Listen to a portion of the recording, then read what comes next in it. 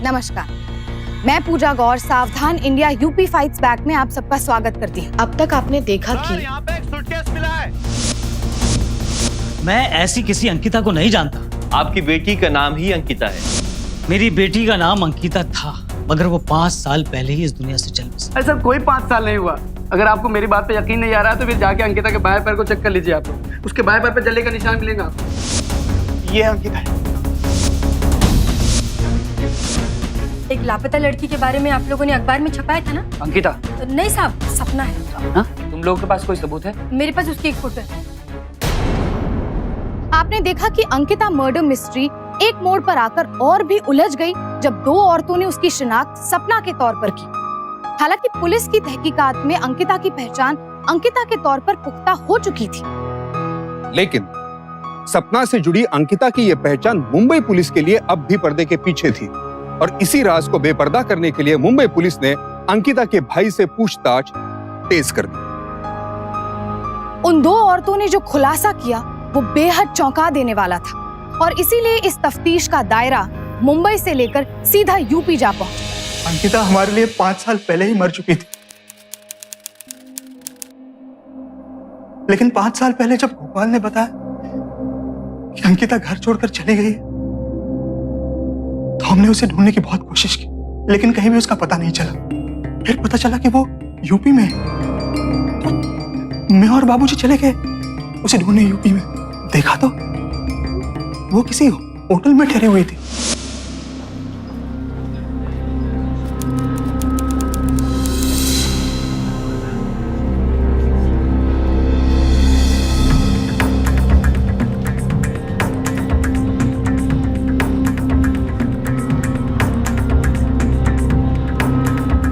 नवीन, ये कैसी जगह है? मुझे यहाँ पे बहुत घुटन हो रही है।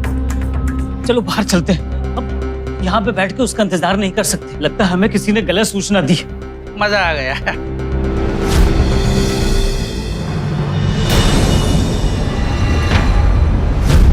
बाबूजी, दीदी,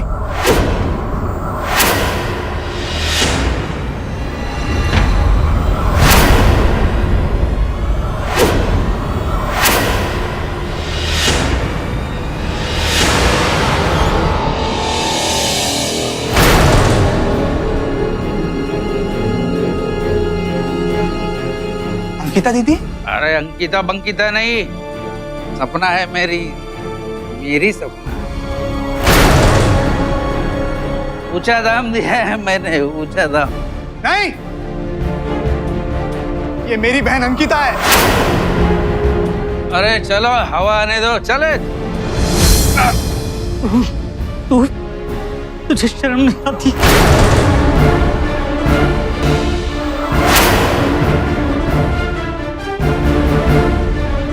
बाबूजी को 1 हफ्ते के लिए अस्पताल में एडमिट करना पड़ा था। मैं अंकिता को बचा सकता था, लेकिन अगर मैं उसे बचाता तो बाबूजी मर जाते। फिर एक दिन अंकिता घर आई और साथ में कुछ पैसे भी लाई थी।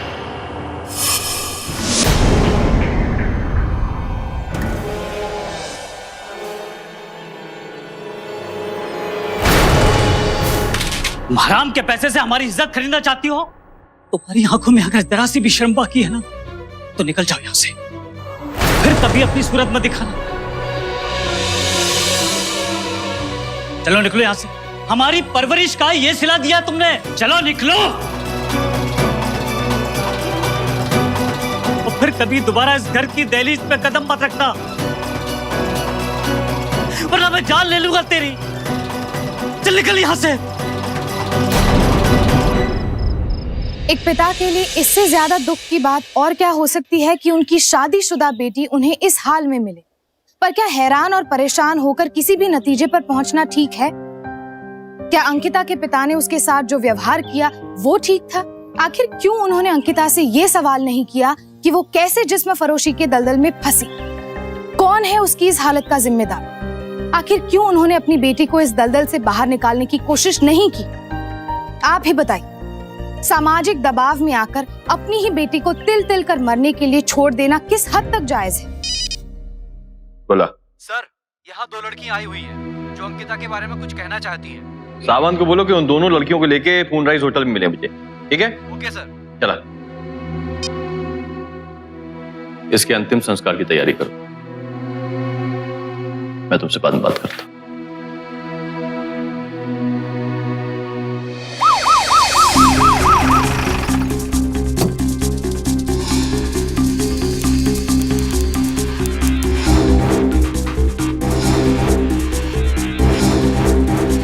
ये दोनों लड़कियां? हाँ सर, ये 2 लड़की। बोलो। अंकिता अक्सर इसी होटल में ठहरा करती थी। वो जब भी मुंबई आती थी हम उसे मिलने यहीं आया करते थे। कमरा नंबर 209। उसका सामान किधर है? जी सर, उसका सामान अलग ही रखा है। आइए सर। सर, ये रहा सामान। शिरके, चेक कर सामान।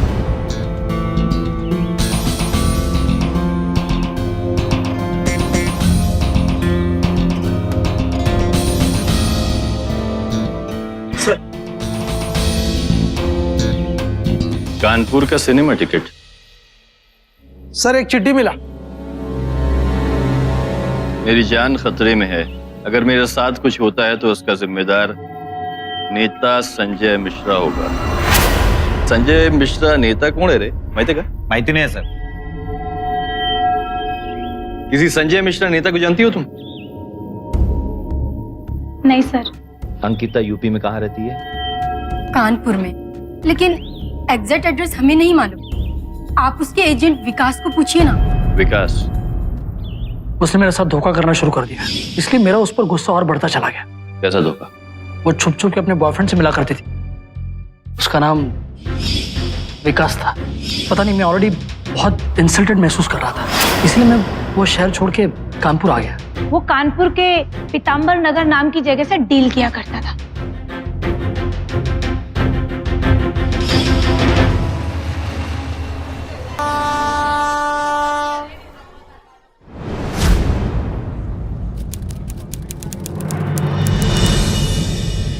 कैसे मिस्टर यादव?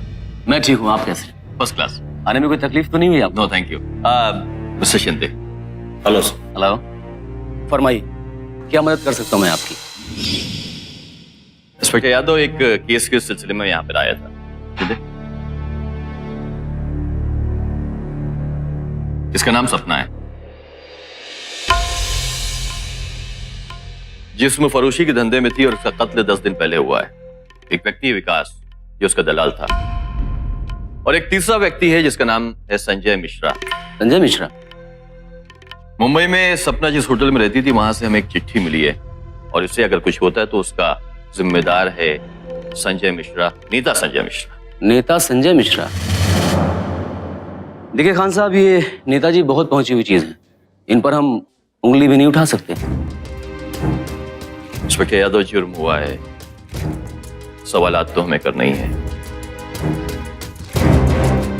ठीक है खान साहब, मैं एक काम करता हूँ, इस लड़की के बारे में तहकीकात शुरू करता हूँ। कौन थी, क्या थी, और रही बात नेता संजय मिश्रा की, तो देखते हैं क्या हो सकता है इनके बारे में। Thank you so much for the cooperation. Welcome. All the best. Thank you.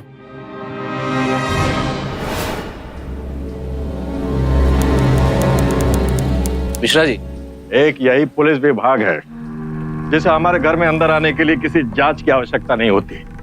बहुत इज्जत करते हैं हम इस विभाग की। इस जनसेवक के लिए क्या आदेश है? मिश्रा जी, ये इंस्पेक्टर खान है, मुंबई पुलिस। अच्छा, नमस्कार मिश्रा जी। नमस्कार। ये आपसे एक लड़की के संबंध में कुछ पूछताछ करना चाहते हैं। हाँ हाँ, कहिए। इस लड़की को पहचानते हैं आप? नहीं, कौन है ये? मिश्रा जी, ध्यान से देखिए, याद आ जाएगा। अरे इंस्पेक्टर साहब, हम नेता लोगों का तो काम ही है लोगों की हेल्प करना।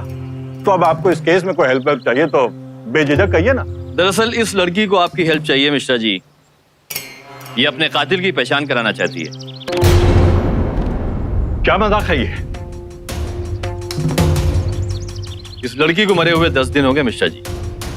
इसके बैग से एक नोट निकला है जिसमें लिखा है कि इसकी जान को खतरा एक संजय मिश्रा नाम के नेता से।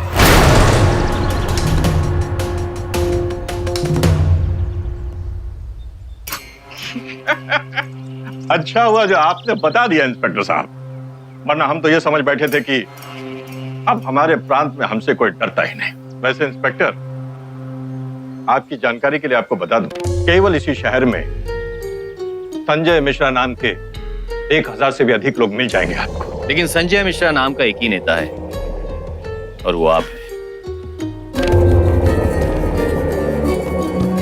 अच्छा, तो आप दोनों यहाँ हमें अरेस्ट करने आए हैं? हम आपको अरेस्ट करने नहीं आए, हम आपसे कुछ सवालात पूछने आए हैं। ये बताइए कि आप इस लड़की को कैसे जानते हैं?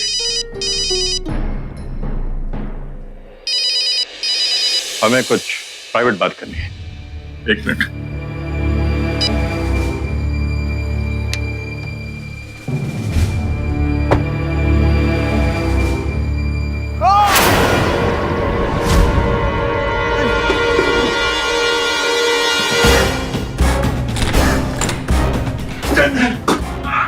अरे ठाकुर, अरे जल्दी एम्बुलेंस बुलाओ, नेताजी को अटैक आया है। जल्दी करो, जल्दी करो।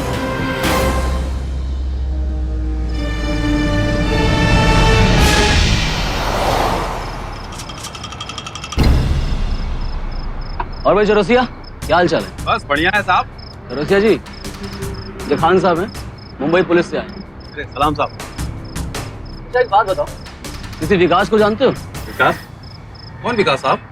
एजेंट है, यहीं आसपास काम करता है। अच्छा वो, उसको तो मैं अच्छी तरह से जानता हूँ। रोज पान की दुकान पे आता था, लेकिन एक सप्ताह से पान की दुकान पे आया ही नहीं और उसका नंबर भी बंद चल रहा है।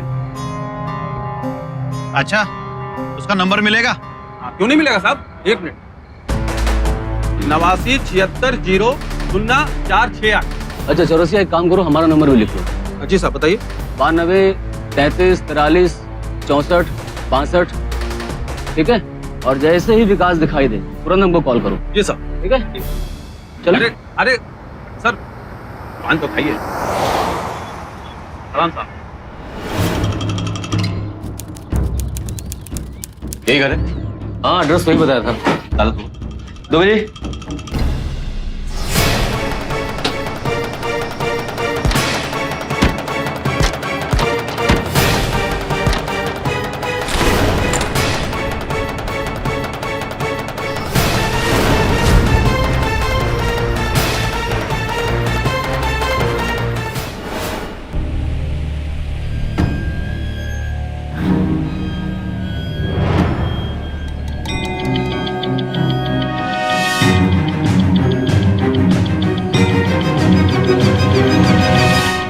ये बॉडी देख के लगता है कि ये बॉडी काफी दिनों से यहाँ पड़ी है।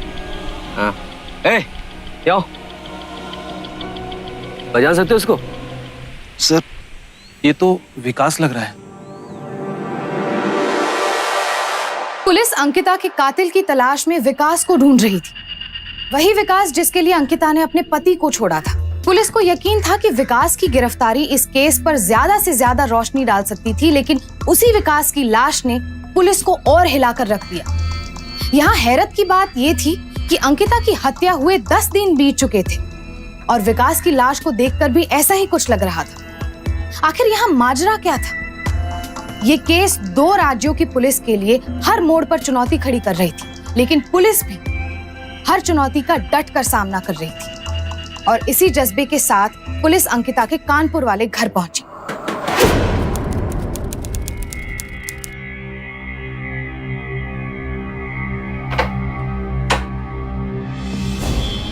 क्या बात? इश्तियाक खान, मुंबई पुलिस। अंकिता यहीं रहा करती थी? अंकिता? सपना यहीं रहती थी? जी हाँ, वो अभी मेरे साथ यही रह रही है। तुमसे कुछ उसके बारे में बातें करनी है। आइए इंस्पेक्टर साहब।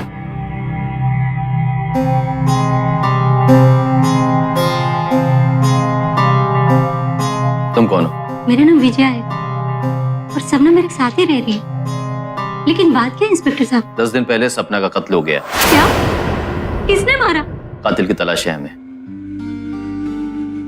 अब श्लोक का क्या होगा? ये श्लोक कौन है? उसका बेटा। सपना का बेटा भी है। क्या हुआ आंटी?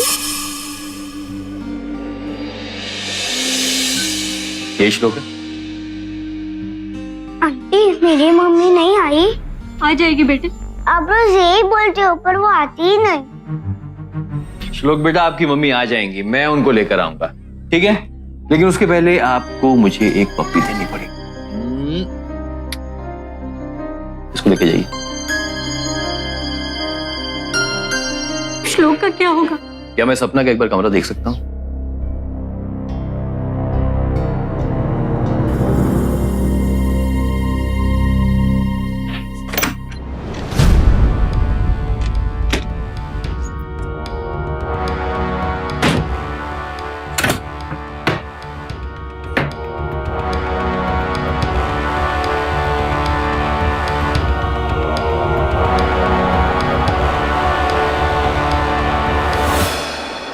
मिश्रा का नंबर यहाँ पे। यादव जी एक काम करिए, ये हैंडराइटिंग चेक करिए। एक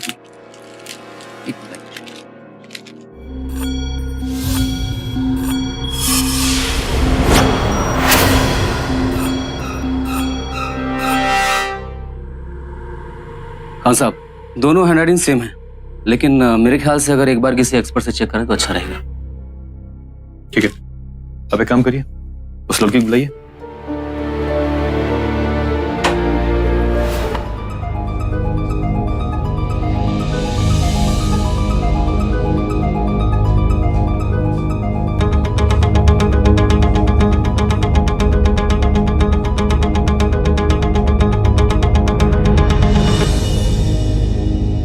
तुम अंकिता को कैसे जानती हो? विकास उसे मुंबई से कानपुर लाया था और विकास किस फिराक में था ये बात मैं अच्छी तरह जानती थी। एक मिनट। क्या हुआ?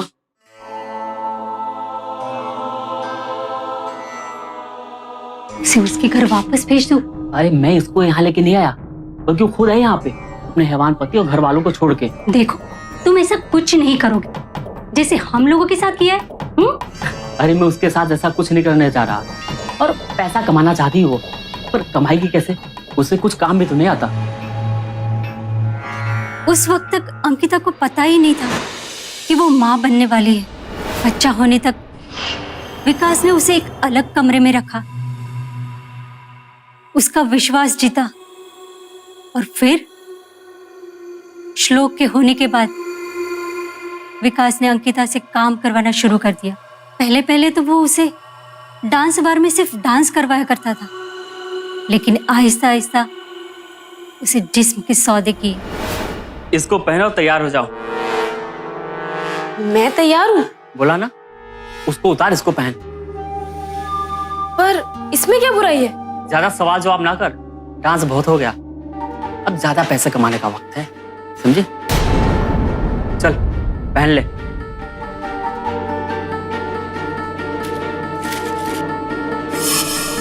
पर ये तो नहीं, मैं ये नहीं पहनूंगी। लेकिन विकास भी कहाँ छोड़ने वाला था, और सपना भी अपनी जिद पे अड़ी थी। उसे पता था कि वो देह व्यापार में नहीं जाने वाली।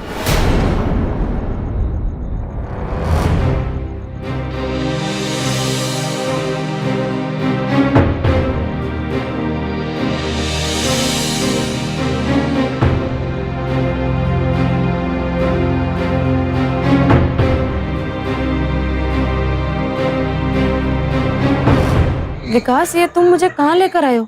हम लोग डांस बार कब जाएंगे? चल जा, पकपक ना कर, खड़े हो जा, चल चल। अरे विकास, क्या रेट है इसका? अरे ले जाना, रेट की बात बाद में, ले जा। अरे इसके लिए तो कुछ भी देने के लिए तैयार हूँ। ले जा, नहीं। जब सपना बहुत देर तक नहीं मानी, तब विकास ने भी नई चाल चली, जिसने सपना को बेबस कर दिया। मैं जो बोलूंगा वही करेगी तू। मैं अपनी इज्जत नीलाम नहीं करूंगी। इज्जत तो वैसे भी जाएगी तेरी, जब ये फोटो सीडी पूरी दुनिया में फैल जाएगी।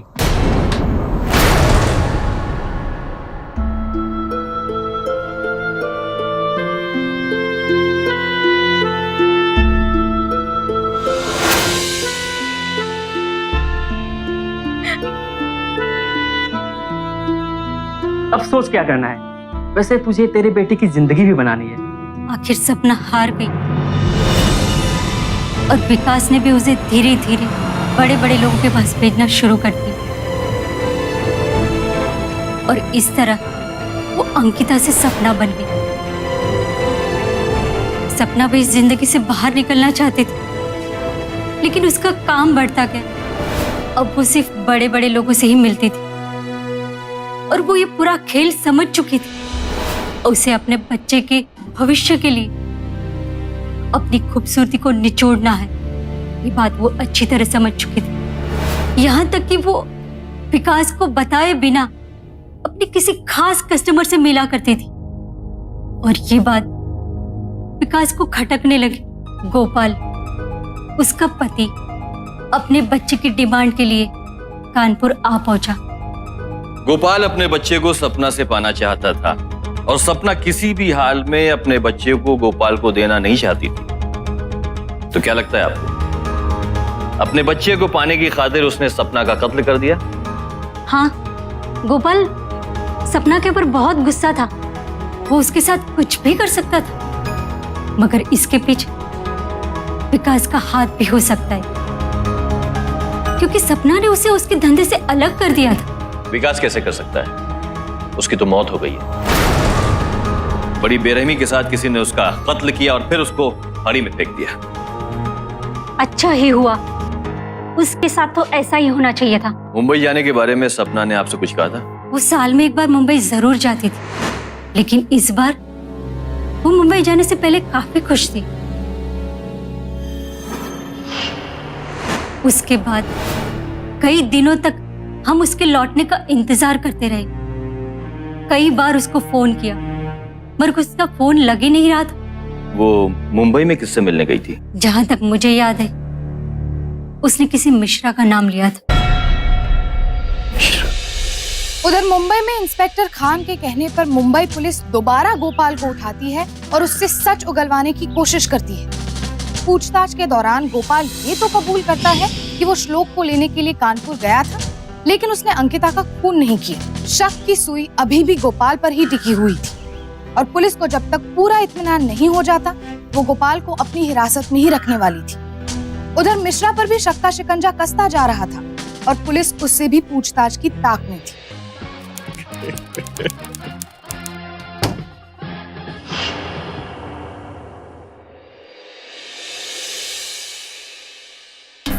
अरे भाई मिश्रा जी, आपने टेलीविजन क्यों बंद कर दिया? हम आपका ज्यादा वक्त नहीं लेंगे।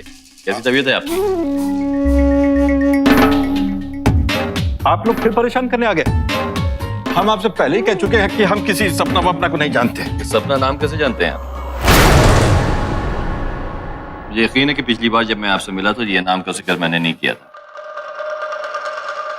आपके लिए एक तोहफा लेकर आया हूं, देखना चाहेंगे? ये लिस्ट दिखाइए। ये प्रूफ करती हैं कि आप और सपना के बीच में काफी गुफ्तगू होती थी, वार्तालाप। ये नंबर आपका ही है। देखिए, क्या नाम बताया था आपने? इंस्पेक्टर खान। इंस्पेक्टर खान, हम ठहरे जनप्रतिनिधि, तो जनता की सेवा करना ही हमारा काम है ना। तो बस इस नाते रोजमर्रा हजारों लोगों से बातचीत होती है, मुलाकात होती है। अब आप ये तो नहीं कहेंगे कि सबसे हमारा कोई व्यक्तिगत नाता है। आप क्या सेवा कर रहे हैं मिश्रा जी, वो हम अच्छी तरह से जानते हैं। आप जानते हैं ना कि सपना ने हमारे नाम एक नोट छोड़ा है जिसमें उसने ये लिखा है कि उसकी जान को खतरा है। अगर उसकी जान को कुछ हो गया तो उसके जिम्मेदार सिर्फ आप। क्या कह रहे हैं आप? ऐसा कैसे हो सकता है? वो ऐसा लिख ही नहीं सकती।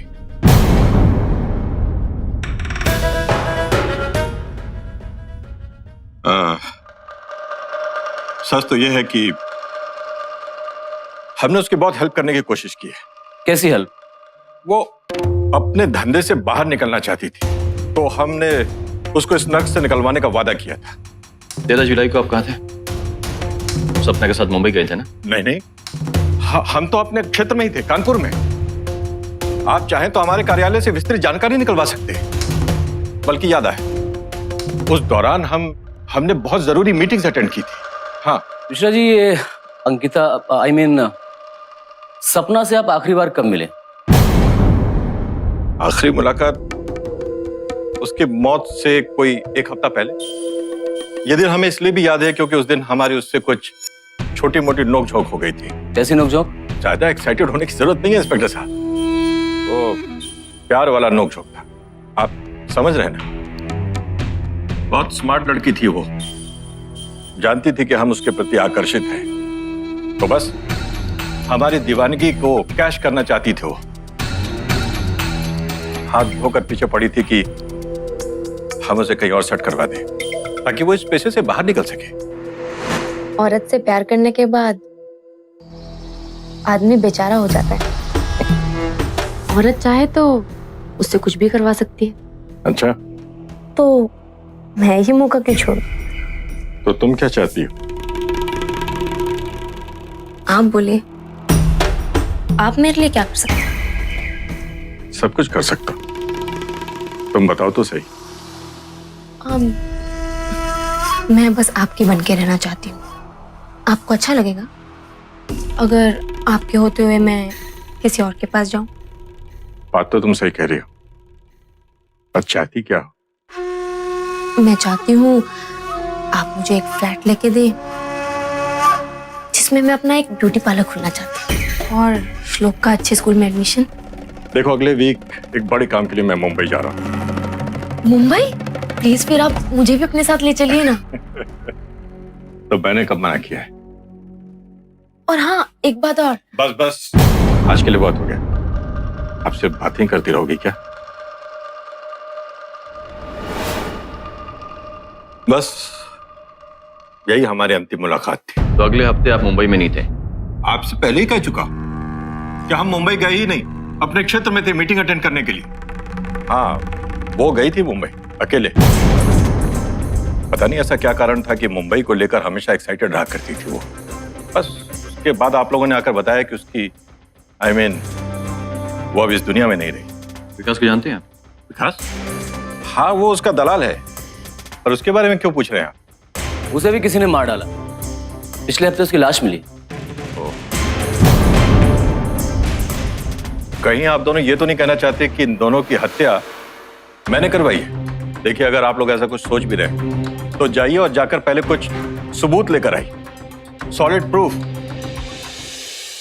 अंकिता के कातिल का चेहरा अभी तक बेनकाब नहीं हो पाया था। पुलिस कातिल की गिरेबान तक पहुंचने की पुरजोर कोशिश में जुटी थी। पुलिस अंकिता की जिंदगी से जुड़ी हर उस कड़ी को जोड़ने की कोशिश कर रही थी ताकि उनके हाथ कोई ठोस सबूत लग सके। जाहिर है कि इस केस में पुलिस का शक मिश्रा की ओर ही जा रहा था, लिहाजा पुलिस ने मिश्रा के बारे में और छानबीन शुरू कर दी। जब अंकिता की हत्या हुई तो मिश्रा कानपुर में था, मुंबई में नहीं।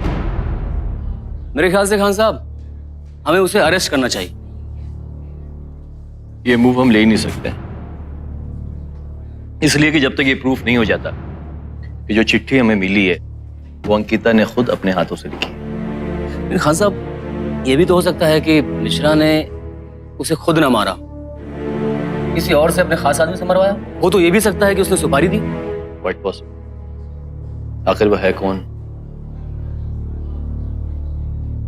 सर, क्या मैं बैठ सकता हूँ? बैठ। तू चंदन है ना? वो मिश्रा का पिए? जी। बैठ। देखिए सर, प्लीज, उसे पता नहीं चलना चाहिए कि मैं यहाँ आया था। नहीं पता चले, बोल। सर देखिए, मैं ये तो नहीं बता सकता आपको कि सपना की हत्या के पीछे मिश्रा का हाथ था भी या नहीं, लेकिन ये जरूर बता सकता हूं मैं कि सपना कुछ दिनों से मिश्रा के पीछे पैसे निकलवाने के चक्कर में पड़ी हुई थी सर। इस बात को लेकर मिश्रा बहुत परेशान था और उसने सपना को जान से मारने की धमकी भी दी थी। मुझे अपना रंग दिखाने की कोशिश मत करो, मैं तो तुम्हारा ये रंग पूरी दुनिया को दिखा दूंगी और तुम्हारे परिवार को भी। किसी को शक्ल दिखाने के लायक नहीं रहोगे। हमको धमकी दे रही हो तुम? हमको धमकी दे रही है? जान से मरवा दूंगा तुमको। सुन नहीं हो? किसी को कानो कान खबर नहीं हो। शायद अब इन सब बातों से आप लोगों को थोड़ी सी मदद मिले। एक काम कर, ये मेरा नंबर ले, तेरे लिए एक बहुत ही खास इंफॉर्मेशन है मेरे पास। ठीक 10 बजे कल फोन कर मेरे को।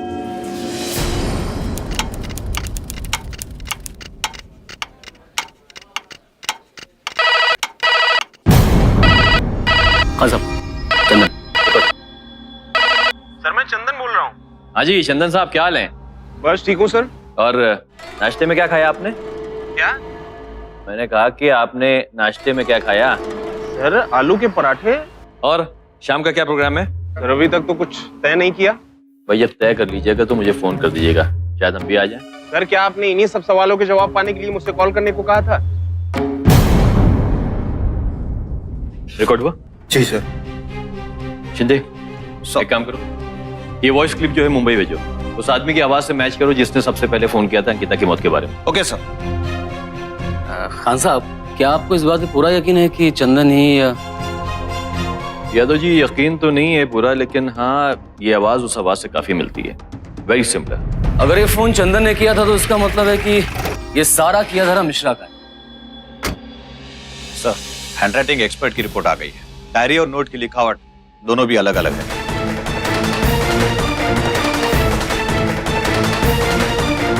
इसका मतलब मिश्रा किलर नहीं।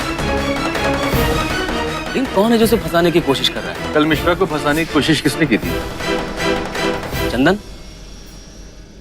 लेकिन खान साहब, भला चंदन की क्या दुश्मनी हो सकती है अंकिता के साथ? चंदन के एंगल ने जांच की पूरी दिशा ही बदल दी। मिश्रा जो अब तक संदेह के घेरे में था, अब वो निर्दोष लगने लगा था। खासकर हैंडराइटिंग की रिपोर्ट आने के बाद सारे सबूत इस बात की ओर इशारा कर रहे थे कि अंकिता का खून किसी और ने किया था जो मिश्रा को फंसाना चाहता था।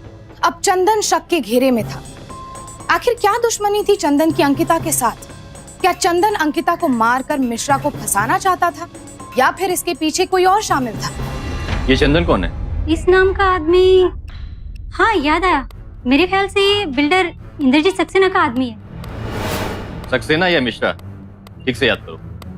हाँ, बिल्डर सक्सेना के साथ ही देखा था, पर पिछले 1 साल से मैंने उसे देखा नहीं है। उसके घर पर जाकर देखो, शायद वहीं पर होगा वो। कंट्रोल रूम से कहो एक टीम तैयार रखें, ओके? और मेरे फोन का वेट करना। क्या बात है इंस्पेक्टर यादव? खान साहब सही कह रहे थे। चंदन की वॉइस का सैंपल उस आदमी की आवाज से हूबहू मैच खा रहा है जिसने सबसे पहले अंकिता की डेड बॉडी के बारे में बताया था। हमने उसे ढूंढने की कोशिश की लेकिन वो मिला नहीं, और उसका फोन भी स्विच ऑफ। मिश्रा के घर पर चेक किया था, वहां नहीं मिला वो। हाँ साहब एक काम करें, हम लोग खुद चलकर चेक करते हैं। Let's go.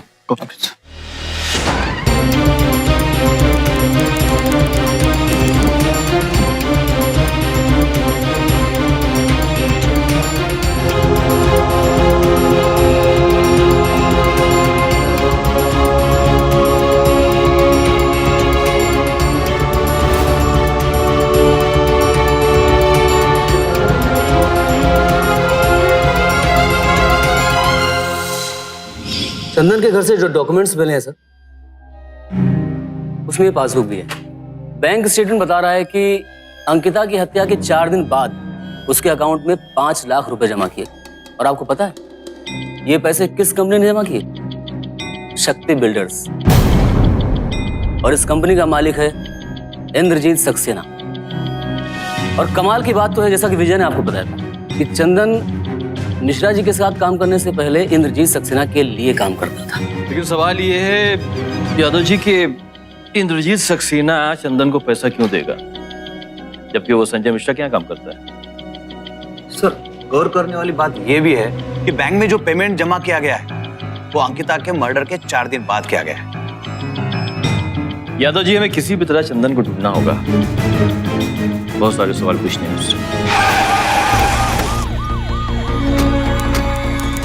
राम साहब,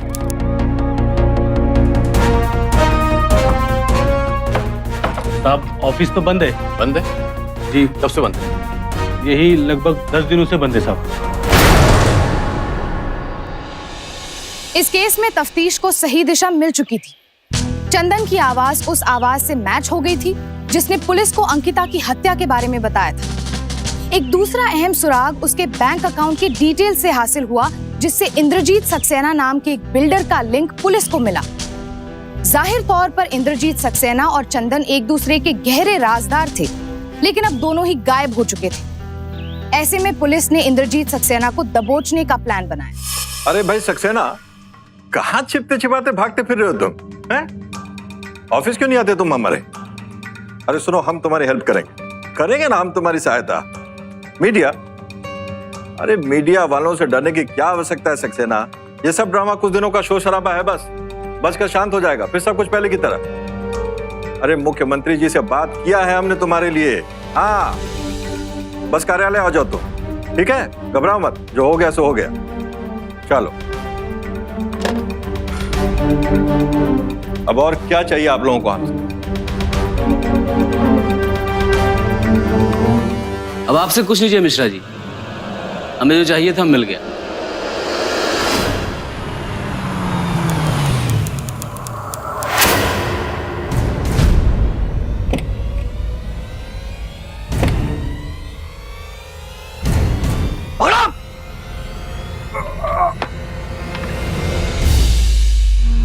आइए मिस्टर सक्सेना, आइए। बहुत घुमाया आपने, आइए आइए। कहाँ?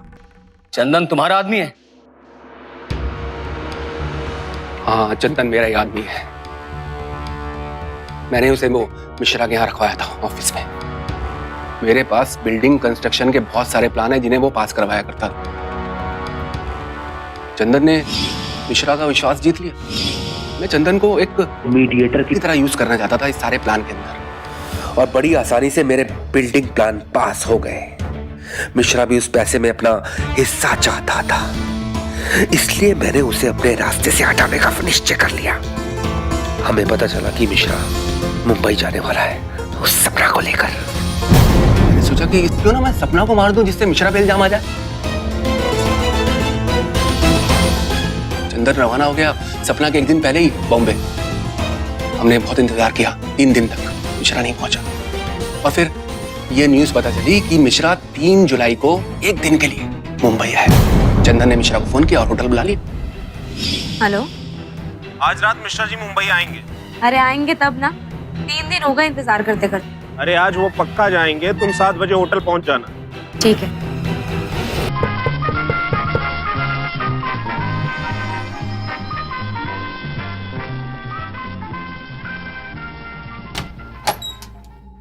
आ गए तुम? और वो?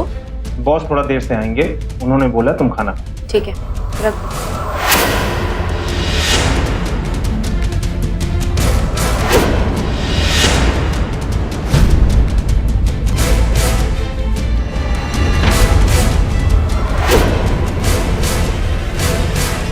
खा लो।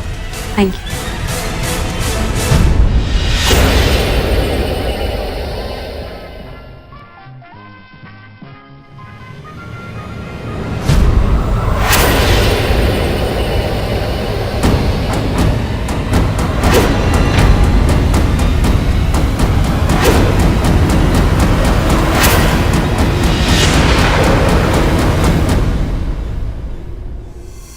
सर मैंने आपका काम कर दिया है, इस लड़की को मैंने जहर दे दिया है।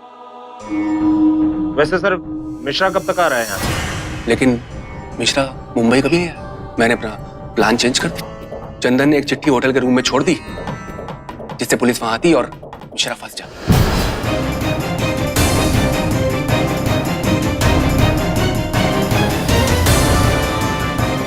मेरी जिंदगी खतरे में है। अगर मेरे साथ कुछ भी होता है तो उसका जिम्मेदार नेता संजय मिश्रा होगा। अंकिता।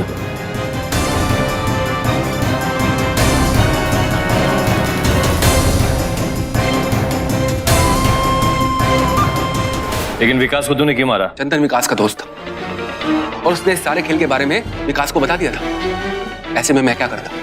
वो मुझसे पैसे मांग रहा, मैंने मार दिया उसको। क्या साहब, मुझे क्यों बुलाया यहाँ पर? क्यों, तुझे तेरा पैसा नहीं चाहिए क्या? पैसा चाहिए? चलो भाई सक्सेना जी, बहुत दौड़ाया आपने हमको, अब चुपचाप बता दो चंदन है कहाँ? हत्या के रहस्य पर से पर्दा उठाने में पुलिस को 18 दिन लग गए, पर आखिरकार वो अपने मुकाम तक पहुंच ही गए। सक्सेना और चंदन को अंकिता और विकास के कत्ल के लिए सजा सुनाई गई, लेकिन अंकिता के पीछे छूट गई एक और जिंदगी जिसके आगे उसका पूरा भविष्य खड़ा था। हम सिर्फ अंकिता के हत्यारे को सजा दे सकते हैं, लेकिन उन लोगों को नहीं जिन्होंने अंकिता की जिंदगी को नर्क से भी बदतर बना दिया, उसके भोलेपन को छीन लिया। लेकिन उसकी भरपाई सिर्फ एक ही रास्ते से हो सकती है, और वो ये है कि उसकी आखिरी निशानी श्लोक को एक बेहतर, खूबसूरत और एक सुरक्षित जिंदगी देकर। अगर इसके घर वाले इसे नहीं अपना रहे तो क्यों ना इसे हम अपने साथ रख ले। जी फरीदा। अंकिता ने आखिर किस चीज की कीमत चुकाई? प्यार में बगावत ना करने की, एक बिगड़ेल और शक्की मिजाज पति से छुटकारा पाने की, अपनी औलाद से भी ज्यादा समाज की परवाह करने वाले पिता की बेटी होने की, या फिर विकास जैसे नीच इंसान पर भरोसा करने की? जरा सोचिए कि आखिर किस गलती की सजा अंकिता को ताउम्र भुगतनी पड़ी। किसी ने उसे प्रेमिका बनाया तो किसी ने पत्नी, किसी ने उसे वेश्या बनाया तो किसी ने कुछ रुपयों के लिए अपना मोहरा। आखिर क्यों? जाहिर है ये वो सुलगते सवाल है जिनके जवाब तभी मुमकिन है जब हम औरतों के प्रति अपने नजरिए को और अपनी सोच को बदलेंगे। हर तरह के रिश्तों में मनमुटाव और खटास आ जाती है। संतुलन बिठाने में काफी मुश्किलें आ सकती हैं, लेकिन इसका मतलब कतई ये नहीं है कि आप अपनी जिम्मेदारियों से मुकर जाएं। अंकिता के पिता और पति ने जो गलतियां की, उसकी गुंजाइश ऐसे रिश्तों में कभी नहीं होनी चाहिए, याद रखिएगा। और गुनहगारों को बता दीजिए कि आता बस। आज के लिए बस इतना ही। आपसे फिर मुलाकात होगी। तब तक सतर्क रहिए, सावधान रहिए। तो सावधान